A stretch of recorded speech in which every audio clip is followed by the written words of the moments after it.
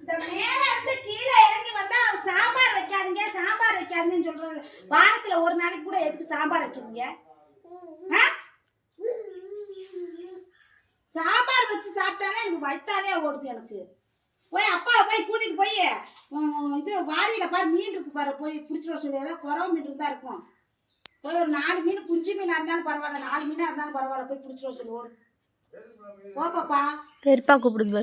வா என்னம்மா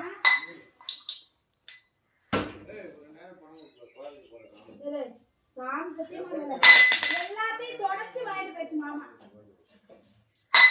சுத்தமா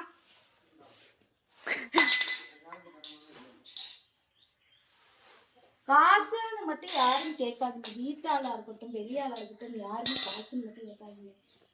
சாப்பிட்டியா நீ? அம்மா எப்படி பாட்டு பாடுவா? எப்படி பாட்டு பாடுவா அம்மாயி?